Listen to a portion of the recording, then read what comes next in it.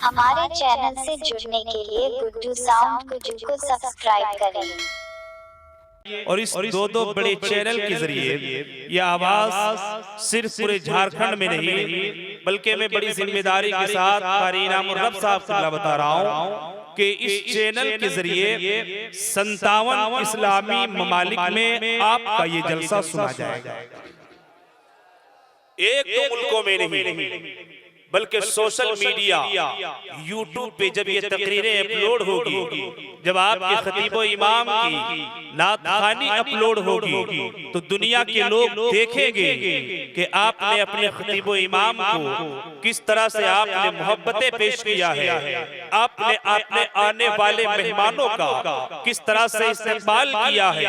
ये एक दो लोग नहीं देखेंगे, आप चाहे तो कल आप जाकर के हमारे जनाब गुड्डू साउंड के ऑफिशियल को चेक कर सकते हैं। हमारे भाई जो चैनल वाले आए हैं आप देख सकते हैं। आज के इस जलसे को आप यूट्यूब पर पाएंगे। आप दुनिया के जिस खित्ते में रहोगे, दुनिया के जिस गोशे में रहोगे, आप वहां जाकर के अगर यूट्यूब पे सर्च करोगे डूमर बेड़ा का जलसा इतना लिखोगे पूरा जलसा आ जाएगा।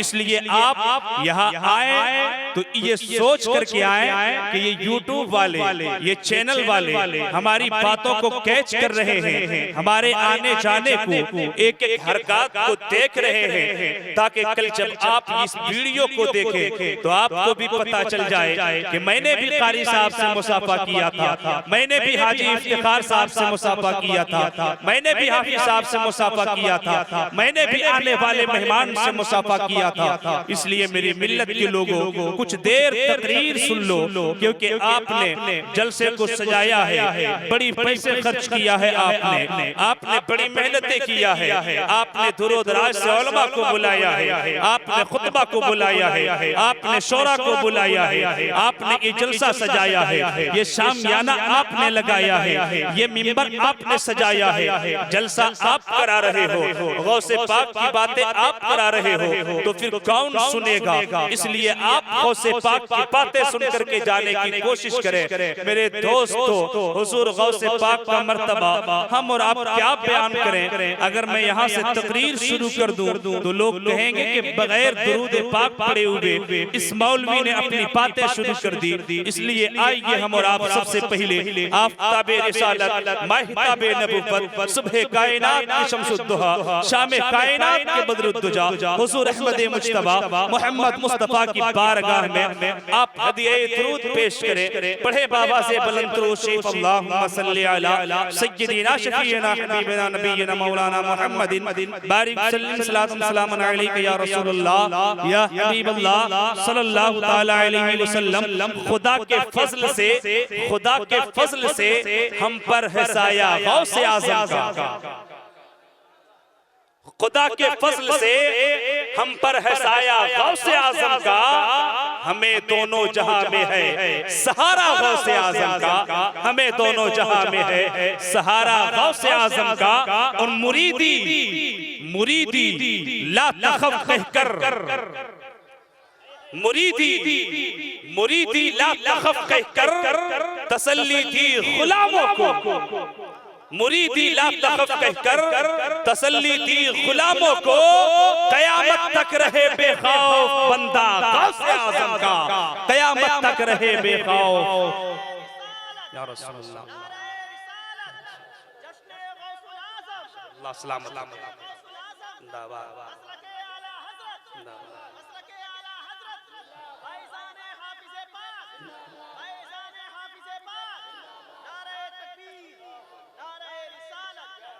माशाअल्लाह। कारी इनाम उर रब साहब यहाँ की बड़ी तारीफें आप करते हैं। अल्हम्दुलिल्लाह मैंने अपनी आंखों से देखा, ये हाफिज़े पाक के दीवाने बैठे हैं, काबिले मुबारकबाद है। आप कहते थे कि शोरा तो शोरा, खुतबा को भी यहाँ बड़ी नेक दुआओं से लोग नवाजते हैं। आज मैं देख करके जाऊंगा कि आप अपने खतीबो इमाम के साथ जिस तरह से मोहब्बत के साथ पेश आते हैं, आप क्या बाहर से आने वाले मेहमान के साथ भी आप अपनी मोहब्बतें पेश करते हैं या नहीं करते हैं? क्या आप हजरात कुछ देर तकरीर सुनेंगे, सुनने के लिए तैयार हैं? दोनों हाथों को उठाएं, एक हाथ गौसे पाक के नाम से, एक हाथ हाफिज़े पाक के नाम से, सभी का हाथ उठना चाहिए, किसी का हाथ नीचे ना रहे। एक हाथ गौसे पाक के नाम से, एक हाथ हाफिज़े पाक के नाम से, दोनों हाथों को उठाएं और बोले या गौस अल मदद, या गौस अल मदद, या गौस अल मदद। गौसे पाक का नाम वही ले सकता है, गौसे पाक जब चाहे तो आप ले सकते हैं।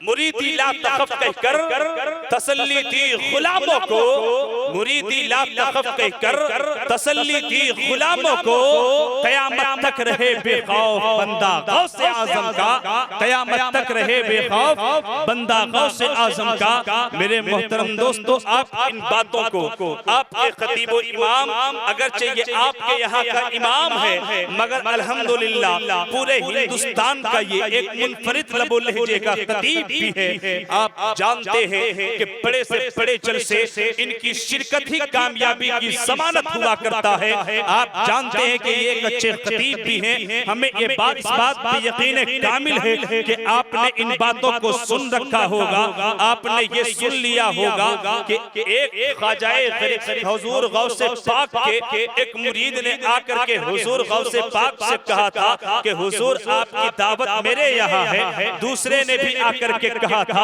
हुजूर आपकी दावत मेरे यहाँ है। तीसरे ने भी आकर के कहा था हुजूर इफ्तार की दावत मेरे यहाँ है। एक दो नहीं बल्कि 70 मुरीदों ने आकर के हुजूर गौसे पाक से एक ही दिन में एक ही वक्त इफ्तार की दावत दिया था।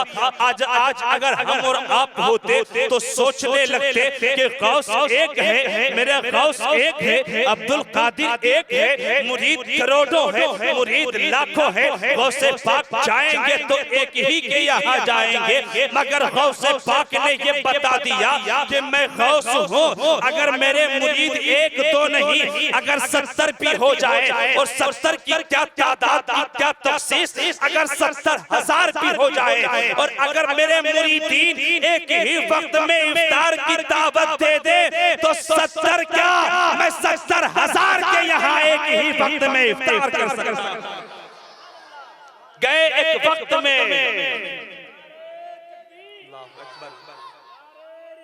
या रसूलल्लाह जिंदाबाद जिंदाबाद जिंदाबाद। गए एक वक्त में माशाअल्लाह, गए एक वक्त में 70 मुरीदों के यहाँ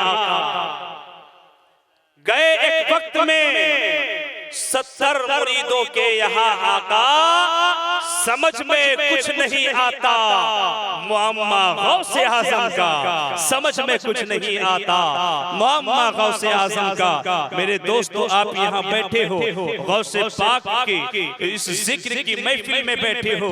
अल्लाह इस बच्चे को सलामत रखे, गौसे पाक का फैजान अता फरमाए, इस बच्चे की मुस्कुराहट को सलामत रखे, अल्लाह इस बच्चे की उम्र ख़िज़र अता फरमाए। मेरे दोस्तों, आप गौसे पाक के जिक्र करने बैठे हो, अल्लाह के वलियों की बातें करने बैठे हो। हमें अल्लाह के वलियों के जिक्र से क्या मिलता है? हम अल्लाह के वलियों की बातें क्यों करते हैं? हमें इससे फायदा क्या मिलता है? आज आप जान करके जाएं, आज आप सुन करके जाएं कि अगर हम गौसे पाक का जिक्र करने बैठे हैं, अगर गौसे पाक के जिक्र की महफिल में बैठे हैं, तो हमें क्या मिल जाएगा? ऐ मेरी मिल्लत के लोगों, रब जब किसी महबूब बंदे से मोहब्बत करता है, रब जब किसी अपने बंदे को पसंद फरमा लेता है, तो रब जिब्राइल को बुलाता है, कहा हो जिब्राइल करीब आ जाओ। जिब्राइल है रब के करीब है, रब फरमाता है ऐ जिब्राइल, मुझे फुला बंदे से मोहब्बत है, तू भी मोहब्बत कर ले। अल्लाह अकबर। अब चंद जुमले तशरीह के आप सुनते चले, ये तो हदीस पाक है, लेकिन अब मेरे अल्फाज में आप इस हदीस पाक की तशरीह सुने, बात बड़ी आसानी के साथ आप समझ लेंगे। अगर रब अब्दुल कादिर से मोहब्बत करता है तो कहता है ऐ जिब्राइल मुझे बगदाद के अब्दुल कादिर से मोहब्बत है।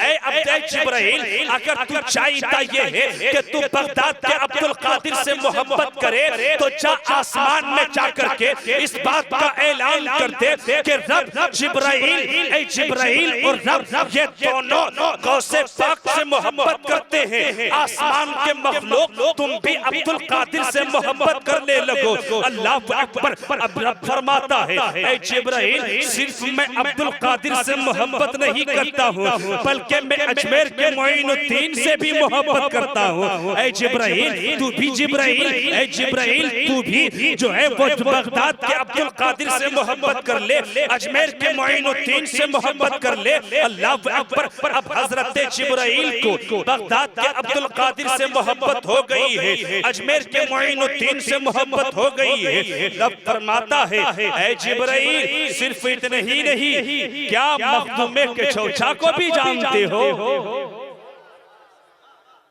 जिब्राइल कहता हाँ मेरे मौला मैं कछौछा के मखदूम को भी जानता हूँ। रब कहता है जिब्राइल फिर मैं मखदूमे के चौचा से मोहब्बत करता हूँ, तू भी के चौचा वाले से मोहब्बत कर ले। अब रब जिब्राइल को कहता है जिब्राइल दिल्ली के निजामुद्दीन औलिया को भी जानते हो? जिब्राइल कहता हाँ मेरे मौला मैं दिल्ली के निजामुद्दीन को भी जानता हूँ। रब फरमाता है दिल्ली के निजामुद्दीन से मुझे मोहब्बत है, जिब्राइल तुम भी मोहब्बत कर ले। ये मेरे जुमले हैं, हदीस में बस इतना ही है कि इन्नल्लाह ताला इदा अहब्बा अबदन नादा जिब्रीला, कि रब जब किसी बंदे से मोहब्बत करता है जिब्राइल को बुलाता है, फरमाता है फला बंदे से मुझे मोहब्बत है तू भी मोहब्बत कर ले। अब रब कहता है मुझे बगदाद के अब्दुल कादिर से मोहब्बत है, जिब्राइल तुम मोहब्बत कर ले। मुझे अजमेर के मोइनुद्दीन से मोहब्बत है, जिब्राइल तुम मोहब्बत कर ले। मुझे कछौचा के मखदूम से मोहब्बत है, जिब्राइल तू भी मोहब्बत कर ले। मुझे दिल्ली के निजामुद्दीन से मोहब्बत है, जिब्राइल तू भी मोहब्बत कर ले। मुझे कलियर के साबिर से मोहब्बत है, तू भी मोहब्बत कर ले। मुझे देवा के फारिस से मोहब्बत है, तू भी मोहब्बत कर ले। हाँ हाँ ऐ जिब्राइल मुझे हाफिज़ पाक से भी मोहब्बत है, तू भी हाफिज़ पाक से मोहब्बत कर ले। हाफिज़ पाक से मोहब्बत कर ले। और जिब्राइल सिर्फ इतना ही नहीं बल्कि चले जा आसमान में जाकर के आसमानी मखलूक में ये ऐलान कर दे कि रब फला फला बंदे से मोहब्बत करता है, तू भी उनसे मोहब्बत फरमा। अब रब के महबूबीन बंदों से आसमानी मखलूक के लोग आसमानी मखलूक मोहब्बत करने लगती है। अब रब फरमाता है देखें अगर अल्लाह के वलियों से हम मोहब्बत करते हैं तो ये हमारी मेहनत नहीं है, इसमें हमारा कोई कमाल नहीं है। अगर हम वलियों से मोहब्बत करते हैं रब ने चाहा तो हमने रब वलियों से मोहब्बत किया। अब रब का ऐलान होता है जिब्राइल जमीन पे चले जा और जा करके देख कि जिनका सीना ईमान से नूर है, जिनके सीने में इश्क मुस्तफा का मदीना है, जिनके सीने में इश्क मुस्तफा की दौलत है, ए जिब्राइल जा और ऐसे सीनों में मेरे महबूबीन की मोहब्बत को डाल दे। अब अगर गौस से मोहब्बत करते हैं, रब ने जिब्राइल के जरिए गौस की मोहब्बत हमारे सीने में डाला तो हमने मोहब्बत किया। अगर हम हाफिज़ पाक से मोहब्बत करते हैं, रब ने हाफिज पिया की मोहब्बत को हमारे सीने में डाला है, तब हम उनसे मोहब्बत करते हैं। ऐ मेरी मिल्लत के लोगों अब मुझे यहीं पे रुक के कह लेने दिया जाए, अगर हम किसी से मोहब्बत करते हैं तो कहते हैं कि मैं तुमसे मोहब्बत करता हूँ, तेरे लिए आसमान से चांद को तोड़ के ला सकता हूँ। ये हमारी और आपकी बोली है, बोलते हैं कि नहीं बोलते हैं? बोलते हैं। कि मुझे तुमसे मोहब्बत है, तेरे लिए मैं आसमान से सितारे तोड़ करके मैं तेरी गोद में रख सकता हूँ। ये हमारी और आपकी मोहब्बत की बोली है। ये एक दुनियादार जब किसी दुनियादार से मोहब्बत करता है तो ये एक दुनियादार की बोली होती है। मिसाल के तौर पे आप कहते हो मुझे गुड्डू सॉन्ग से मोहब्बत है, अगर आप कहो तो मैं आपके लिए कुछ भी कर सकता हूँ। मुझे इमाम से मोहब्बत है, इमाम ऐलान करते मैं इनके लिए कुछ भी कर सकता हूँ। ये हमारी और आपकी बोली है, लेकिन रब की बोली देखें, रब की बोली देखें कि जब रब किसी बंदे से मोहब्बत करता है तो फिर रब का ऐलान होता है, ऐ मेरे मुस्तफा मैं तुझसे मोहब्बत करता हूँ। मुस्तफा ऐलान करते इशारा कर, इशारा करना तेरा काम होगा, डूबे हुए सूरज को लौटाना ये मेरा काम होगा।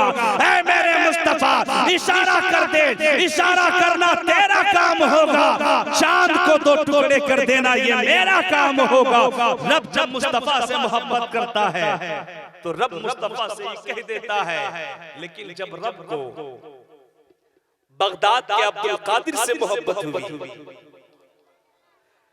जब रब को बगदाद के अब्दुल कादिर से मोहब्बत हुई, रब ने ऐलान कर दिया कि ए बगदाद के अब्दुल कादिर मुझे तुमसे मोहब्बत है। ए बगदाद के अब्दुल कादिर इशारा कर, इशारा करना तेरा काम होगा, और डूबी हुई कश्ती को किनारे लगाना ये मेरा काम होगा। ए बगदाद के अब्दुल कादिर इशारा कर, इशारा करना तेरा काम होगा, और बेटी को बेटा बना देना ये मेरा काम होगा। रब जब ख्वाजा मोइनुद्दीन से मोहब्बत किया है तो फिर रब ने ये ऐलान कर दिया है कि ए अजमेर के मोइनुद्दीन इशारा कर दे, इशारा करके आना सागर को बुलाना तेरा काम होगा, और पूरे आना सागर को एक कटोरे में भर देना ये मेरा काम होगा। मेरे दोस्तों ये रब के महबूबीन बंदे की बातें हैं माशाअल्लाह। आप हज़रात सुने, क्योंकि अगर गौस का मुर्गा हम खाते हैं, गौस का मलीदा हम खाते हैं, गौस के नाम पे फातिहा हम करते हैं, गौस के नाम पे गौस का मुर्गा हम खाते हैं, तो गौस की सीरत पे अमल कौन करेगा? कोई दूसरा करेगा? नहीं करेगा। गौस की सीरत पे हमें को अमल करना होगा। इसलिए ऐ मेरी मिल्लत के लोगों, आप यहाँ बैठे हो तो गौसे पाक की भी बातें सुनते चलो, गौसे पाक की सीरत की भी बातें करूंगा इंशाअल्लाह अज़ीज़। लेकिन आप जो है 10 से 20 मिनट जब तक सुने, दिल जमी के साथ सुने, और हमें ये एहसास होना चाहिए कि हम डूमर बेड़ा में बोल रहे हैं। क्या आप बात सुनने के लिए तैयार हैं? सुनेंगे आप बात? दोनों हाथों को उठाएं, बोले या रसूल अल्लाह, बोले या हबीब अल्लाह। माशाअल्लाह ये गौस के दीवाने हैं। अगर गौस की बातें डूमर बेड़ा में करें, कोई मौलवी करे, कोई खतीब करे, तो ये कोई बड़ी बात नहीं है। गौसे पाक का जिक्र तो मेरे मुस्तफा ने किया है, गौस का जिक्र मेरे मुस्तफा ने किया है। हम तो मिंबर से कर रहे हैं, हम तो मस्जिदों में करते हैं, मगर वाह रे मेरे गौस, गौस का मर्तबा इतना बुलंद है कि गौस का जिक्र नबियों के नबी ने हजरत फातिमा के आंगन में किया है। मेरे आका है। बस एक बात सुने, उसके बाद जो मैंने तिलावत करना आयत करीमा और दिए गए मौजू के मुताबिक कुछ देर गुफ्तगू होगी इंशाअल्लाह। एक बात सुने, गौस का मर्तबा देखे, गौस के मकाम को देखे। मेरे गौस का मकाम कितना बुलंद वाला है। नबी ये कौनैन है, फातिमा के घर तशरीफ लाते हैं। शहजादी ये कौनैन, कौन? फातिमा, वो फातिमा जिनके दो बेटे जन्नती जवानों के सरदार हैं। कौन? फातिमा, वो फातिमा जो खुद जन्नती औरतों की सरदार है। मेरे मुस्तफा हैं, फातिमा के आंगन में तशरीफ लाते हैं। और मेरे नबी ये कौनैन की ये आदत थी कि जब भी मेरे आका हजरत फातिमा के घर तशरीफ लाते थे, जो ही हजरत फातिमा के आंगन में नबी ये कौनैन तशरीफ लाते। इमाम हुसैन के बचपने का जमाना होता, हुसैन दौड़ते हुए आते, नबी हुसैन को अपनी गोद में उठा लिया करते थे, हुसैन के माथे को भी चूमा करते थे, हुसैन की पेशानी को बोसा दिया करते थे। नबी ये कौनैन इमाम हुसैन पाक से बड़ी मोहब्बतें किया करते थे। मेरे आका है, एक रोज हजरत फातिमा के आंगन में तशरीफ ले जाते हैं। मेरे मुस्तफा चूही हजरत फातिमा के आंगन में चाहते हैं। इमाम हुसैन भी आते हैं, इमाम हसन पाक भी आते हैं, मगर उस रोज खिलाफे मामूल मेरे आका ने इमाम हुसैन को नहीं बल्कि इमाम हसन को मेरे मुस्तफा अपनी गोद में उठाते हैं। इमाम हसन मुस्तफा से नबी ये कौनैन ने बड़ा प्यार किया है, बड़ी मोहब्बतें किया है। हुसैन हसन पाक के पेशानी को भी चूमा है, इमाम हसन के माथे को बोसा भी दिया है। नबी ये कौनैन है, इमाम हसन मेरे मुस्तफा के गोद में है। हजरत फातिमा देखती क्या है कि नबी ये कौनैन जब भी मेरे घर आया करते थे तो मेरे बेटे हुसैन को गोद में लिया करते थे, मगर आज बात क्या है कि मेरे आका मेरे घर तशरीफ लाए हैं, मेरा छोटा बेटा नीचे है। आका अपने बड़े नवासे हसन को अपनी गोद में उठा करके लाड़ो प्यार कर रहे हैं, हसन को उठा के मोहब्बतें पेश कर रहे हैं। अल्लाह अकबर, मेरे आका खड़े हैं, गोद में इमाम हसन बड़े जो है वो आका के गोद में है। हजरत फातिमा देखती है, नबी ये कौनैन के चेहरे को टकटकी बांध के देखती है। हजरत फातिमा देखती जाती है, मेरे आका भी फातिमा को देखते हैं। मेरे आका समझ जाते हैं क्योंकि जिस खुदा से जिस नबी से खुदा की जात ना छुप सकी तो फातिमा के एहसास कैसे छुप सकता था। मेरे आका समझ जाते हैं कि मेरी बेटी फातिमा कुछ पूछना चाहती है। मेरे आका फरमाते हैं, बेटी फातिमा पूछ ले, क्या पूछना चाहती हो। मेरे आका जब इतना कहते हैं, हजरत फातिमा कहती है कि या रसूल अल्लाह, आप जब भी अपनी बेटी के घर आया करते थे आका, तो आप छोटे नवासे हुसैन को अपनी गोद में उठाते थे, मगर आका आज मैं क्या देखती हूँ कि आज आपने बड़े बेटे मेरे बड़े बेटे हसन को आपने गोद में लिया है, वजह क्या है। अल्लाह अकबर। हजरत फातिमा पूछती, या रसूल अल्लाह, आज आपने हुसैन को नहीं, आज आपने हसन को अपनी गोद में उठाया है, आका उसकी वजह क्या है, सबब क्या है। नबी ये कौनैन फरमाते, मेरी बेटी फातिमा जानना चाहती है, देखें हुसैन का मर्तबा। ऐ मेरी बेटी फातिमा, जानना चाहती हो कि आज मैंने हसन को अपनी गोद में किस लिए उठाया है। हजरत फातिमा कहती है, हाँ या रसूल अल्लाह, बता दिया जाए। मेरे आका फरमाते हैं, ऐ मेरी बेटी फातिमा, अभी जिब्राइल मेरे पास आए थे, ये पता करके गए हैं कि या रसूल अल्लाह, आपके बेटे आपके नवासे इमाम हुसैन के खानदान से जो नस्लें पैदा होंगी उनमें इमाम होंगे, उनमें आइम्मा होंगे, लेकिन या रसूल अल्लाह, आपके नवासा हसन के खानदान में, हसन के पुष्ट से, हसन के सुल्ब से जो बेटा पैदा होगा, या रसूल अल्लाह, जिस तरह से आपका मकाम तमाम नबियों में सबसे अफजल व आला है, या रसूल अल्लाह, आपके बेटा हसन के खानदान में, आपका नवासा हसन की पुष्ट से एक ऐसा बेटा पैदा होगा जिनका मकाम तमाम वलियों में सबसे अफजल व आला होगा, जिनका नाम अब्दुल कादिर जिलानी।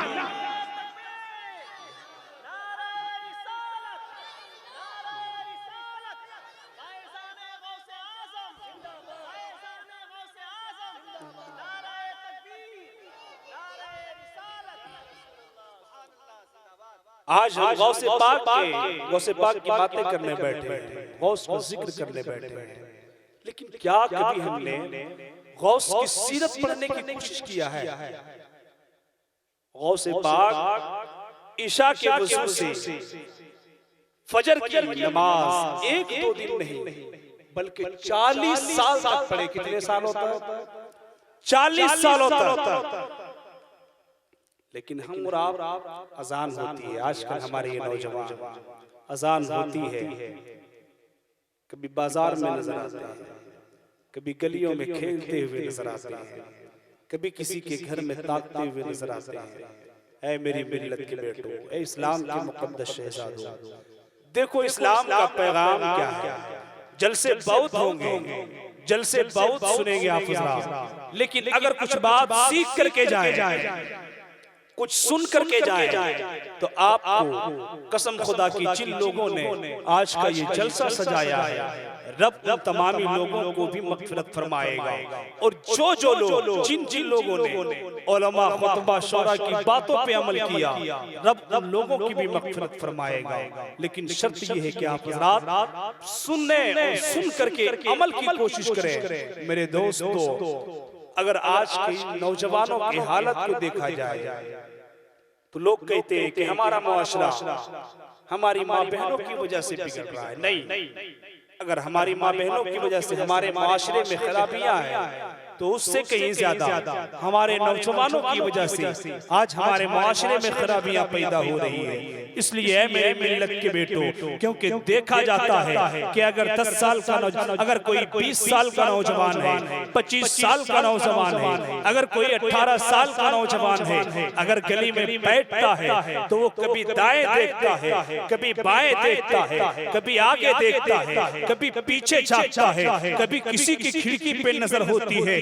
अगर बाजार में चलता है तो कभी दाएं देखता है, कभी बाएं देखता है, कभी आगे देखता है, कभी पीछे देखता है। अगर चौराहे पे बैठ जाता है तो किसी की माँ बहन अगर चौराहे से गुजरती है तो उन माँ बहनों को गुजरने में दिक्कतें पेश आती है। और ये नौजवान बैठ करके आने वाली मेरी मिल्लत की बेटियों को ताकते हैं और झांकते हैं। इसलिए मेरी मिल्लत के बेटो, अगर आप रास्ते में चलो तो अपनी निगाहों को इस तरह से नीचे करके चलो, क्योंकि अगर रास्ते में आने वाली किसी की माँ बहन है तो वो क्या तेरी माँ बहन नहीं है? रास्ते में नजर आने वाली किसी की बेटी है तो क्या वो तेरी बेटी नहीं है? रास्ते में नजर आने वाली किसी की माँ है तो वो क्या तेरी माँ नहीं है? इसलिए मेरी मिल्लत के बेटो, अगर रास्ते में चलो तो अपनी निगाहों को इस तरह से नीचे करके चलो कि अपने तो अपने अगर बेगाने देख ले तो ये कहने पे मजबूर हो जाए कि जब मुस्तफा के गुलामों की निगाहों का आलम ये है तो नबियों के इमाम की निगाह का आलम क्या होगा। इसलिए मेरी मिल्लत के लोगों,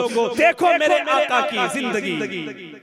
मेरे आका फरमाते हैं, आज अजान होती है, नौजवान गलियों में नजर आता है, अजान होती है, नौजवान अगर कोई मस्जिद में होता है, मस्जिद के अगल बगल होता है तो वहां से धीरे से किनारे हो जाता है कि कहीं इमाम साहब ने आवाज देके बुला ना लिया। अगर इमाम साहब बुला लेगा तो मैं फंस जाऊंगा। कसम खुदा की आप फंसेंगे नहीं, इमाम साहब आपको साथ लेके जन्नत में जाएंगे। एक हदीस ज़िम्न में बस सुन लें, उसके बाद गुफ्तगू खत्म। मेरे आका फरमाते हैं, मेरे आका फरमाते हैं कि ऐ मेरे सहाबी, जरा ये तो बता कि अगर तेरे घर के बगल में 5 मर्तबा अगर कोई जाकर के कोई नदी हो आपके गांव में बगल में, या आपके गली मोहल्ले में कोई कुआं हो या नदी हो या बड़ा कर हो, तालाब हो, कुछ भी हो, अगर आप जाकर के वहां पे दिन में 1-2 दफा अगर 5 बार नहाएंगे तो क्या आपके जिस्म में कोई मैल बाकी रहेगा? जरा बोले आप, जरा बोले, ऊंचा बोले। अगर दिन भर में कोई 5 बार नहाएगा तो उसके जिस्म पे एक गंदगी, एक मैलो कुचैल बाकी नहीं रहेगा। मेरे आका फरमाते हैं, मेरे सहाबियों, अगर तुम्हें कोई तुम्हारे घर के बगल में अगर नहर है, उस नहर में कोई दिन में 5 मरतबा जाकर के उसमें नहाता है तो क्या उसका कोई मैल बाकी रहेगा? सहाबा कहते हैं, या रसूलल्लाह, उसके बदन चाहे जितना भी गंदा हो, लेकिन आका अगर वो 5 बार नहाएगा तो फिर कोई मैल बाकी नहीं रहेगा। मेरे आका फरमाते हैं मेरे सहाबियों, अब इसकी मिसाल, अगर आपके मोहल्ले में कोई मस्जिद हो, आपके मोहल्ले में अगर कोई मस्जिद है और उस मस्जिद में जाकर के कोई 5 बार नमाजें पढ़ ले, 5 वक्त नमाजी बन जाए, तो क्या उसके नामाए आमाल में क्या उसके जिम्मे कोई गुनाह बाकी रहेगा? सहाबा फरमाते नहीं या रसूल अल्लाह, मेरे आका फरमाते हैं ऐ मेरे सहाबी सुन ले, अगर किसी के मोहल्ले में कोई मस्जिद है और जाकर के वहां पे वो 5 गाना नमाज अदा करता हो, तो रब उसके तमाम गुनाहों को माफ फरमा करके उसके नामाए अमाल में इजाफा अता फरमाएगा, उसकी नेकियों में इजाफा अता फरमाएगा। इसलिए मेरी मिल्लत के लोगों, आज यहाँ से उठो तो ये इरादा करके उठो कि हम फजर की नमाज पढ़ने के लिए जाएंगे। आप साहब कितने लोग जो नमाज पढ़ेंगे? जाएंगे? हाथ उठाएं। कितने लोग? बस भाई, नमाज सभी पर फर्ज है, नमाज सबों के ऊपर फर्ज है। जो बालिग है, मुकल्लफ है, इंदशरा जो मुकल्लफ है, वो तमामी हज़रात पे नमाज फर्ज है। कितने लोग नमाज पढ़ने के लिए जाएंगे आज फजर से? कितने लोग जाएंगे? हाथ उठाएं तो। हाँ, माशाअल्लाह माशाअल्लाह, बहुत। आप कारी साहब से गवाह ना बनाए, मुझे गवाह ना बनाए, हाफिज साहब को गवाह ना बनाए, हाजी साहब को गवाह ना बनाए, बल्कि आप जिनकी महफिल में बैठे हो, गौसुल वरा की महफिल है, आप गौसुल वरा को गवाह बना लें। और आज आप यहाँ से उठे तो ये इरादा लेकर के उठे कि गौसे पाक आप गवाह हो जाएं। हमने आपके महफिल में बैठ करके हमने ये इरादा कर लिया है कि आज से हम नमाजी बन जाएंगे। कसम खुदा की, अगर आप नमाज पढ़ोगे आपका बेटा भी नमाजी बन जाएगा, आपकी बेटियां भी नमाजी बन जाएगी, और जब आपके घर के लोग नमाजी बन जाएंगे, रब रहमतों का नुज़ूल अता फरमाएगा आपके घर में। इसलिए शर्त ये है कि आप पहले नमाजी बन जाएं। आप नमाजी बनोगे तब आपका बेटा नमाज पढ़ेगा, आपकी बीवी नमाजी रहेगी, तब आपकी बेटी नमाजी रहेगी। वरना होता ये है कि लोग शराब पीते हैं और सोचते हैं कि मेरा बेटा शराबी ना हो, लोग जुआ खेलते हैं और सोचते हैं कि मेरा बेटा जुआरी ना हो, लोग जो है वो जाकर के ताश की पत्तियां फेंकते हैं और सोचते हैं कि मेरा बेटा दूध का धुला हुआ रहे। ऐसा कभी नहीं हो सकता, इसलिए कि आप अगर आम का दरख्त लगाओगे तो उसमें सेब नहीं फलेगा,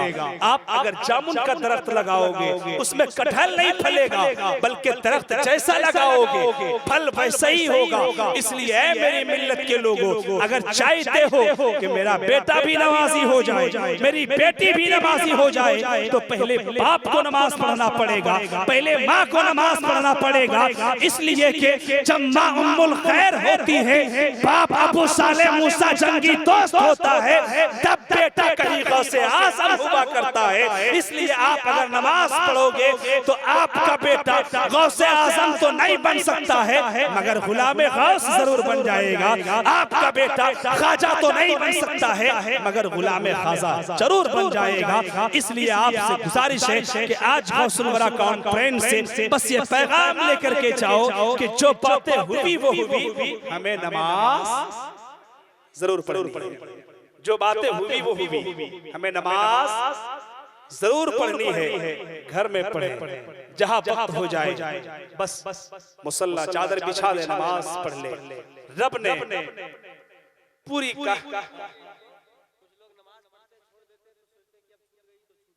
नहीं भाई, ऐसा नहीं। मैं एक बात बताऊंगा, अगर बहुत से लोग ऐसा होता है कि नमाज छोड़ गए, नमाज पढ़ रहे थे आपने 10 दिन पढ़ा, इत्तेफाक से कहीं जाना होगा, 2-4 वक्त की नमाज, 5 वक्त की नमाज, 2 दिन की नमाज नहीं पढ़ पाए, पढ़ लेना चाहिए वैसे जहां भी वक्त मिले। अगर आपने नहीं पढ़ पाए तो लोग सोचते हैं अरे अब नमाज तो छूट गई तो अब क्या पढ़ेंगे। ऐसा नहीं, आपके जिम्मे जितनी नमाजें क़ज़ा है, मान लीजिए 5 दिन की छुट्टी है, अब 5 दिन 5 वक्त की नमाज पढ़े और हर वक्त में अगर वो वक्त मकरूह ना हो, अगर वो वक्त मकरूह ना हो तो आप उसी वक्त में बकिया नमाजों को पढ़ लें। 5 दिन की नमाज़ें कज़ा हुई है, 5 दिन आप नमाज पढ़ेंगे जाकर के, तो पीछे की 5 दिनों की नमाजें आपकी अदा हो जाएगी। लेकिन जो लोग सोचते हैं कि अब नमाज छूट गई तो छूट गई, ऐसा कुछ भी नहीं है। आप जो है जब जोहर की नमाज पढ़ने जाएं तो जोहर की नमाज पढ़ लें, उसके बाद फिर जो 1 दिन या 2 दिन 4 दिन 5 दिन जो भी नमाजें कज़ा है आपके जिम्मे में, उन नमाजों को आप अदा कर लें, है ना। इसलिए कि क़यामत के दिन सबसे पहले अगर किसी चीज के बारे में पूछा जाएगा हुकूकुल्लाह, तो वो नमाज के हवाले से पूछा जाएगा। और हर एक चीज के बारे में पुरशिश तो होगी, लेकिन हुकूकुल्लाह के मामलात में नमाज ये सबसे पहले पूछा जाएगा। एक बात मैं और आपको बता दूं कि नमाज किसी भी हाल में माफ नहीं है। लोग कहते हैं हजरत क्या करें, घुटने में दर्द है, पैर में दर्द है, ठंडी लगती है, तबीयत खराब है, आप किसी भी हाल में नमाज माफ नहीं है। आप इस्लाम ने इतनी इजाजत दिया है, आप लोग इस्लाम को इतना तंग नजर से देखते हैं, सोचते हैं कि नमाज किसी हाल में माफ नहीं है। बताइए इस्लाम ने कितना जो है ये जुल्म किया है माअज़ल्लाह। लेकिन मैं आपको बता दूं, अगर आप नमाज बैठ के नहीं पढ़ सकते हैं, लेट के पढ़ें। अगर लेट के भी नहीं पढ़ सकते हैं, इशारे से पढ़ें, इशारे से पढ़ें, बैठ जाए, बस इशारा करें, आपकी नमाज हो जाएगी। अगर आपके घुटने में दर्द है, जमीन पे बैठ के पढ़ें। अगर जमीन पे बैठने के काबिल नहीं है, कुर्सी पे बैठ के पढ़ें। देखिए इस्लाम में कितनी तौसी है, इस्लाम ये कितना वसी नज़र है। लेकिन आजकल कुछ कम ज़र्फों ने इस्लाम को तंग नजर कहा है कि इस्लाम ने लोगों के दामन को तंग कर दिया है। लेकिन देखें इस्लाम ने कितना हमें ये वसी दामन दिया है। अगर आप खड़े नहीं पढ़ सकते तो बैठ के पढ़ें, बैठ के नहीं पढ़ सकते तो लेट के पढ़ें, लेट के नहीं पढ़ सकते तो इशारे से पढ़ें। लेकिन नमाज पढ़ें, किसी भी हाल में माफ नहीं है। मेरे दोस्तों, नमाज ये एक ऐसी इबादत है जिस इबादत के बारे में ये कहा गया है कि नमाज ये दीन का खंबा है, और जिसने नमाज छोड़ दिया उसने दीन के खंबे को उठा दिया। अल्लाह रब्बुल इज्जत की बारगाह में दुआ करें, क्योंकि जो कुछ भी गुफ्तगू हुई वो मैंने जो सोच करके आया था कि गौसे पाक की जिंदगी के बारे में कुछ बातें होंगी इंशाअल्लाह अज़ीज़। कभी जिंदगी ने वफा की तो गौसे पाक के हवाले से कुछ बातें होंगी। अस्तग़फिरुल्लाह रब्बी मिन कुल्लि ज़ंबि व अतूबु इलैहि। अस्सलामु अलैकुम व रहमतुल्लाहि व बरकातुहू।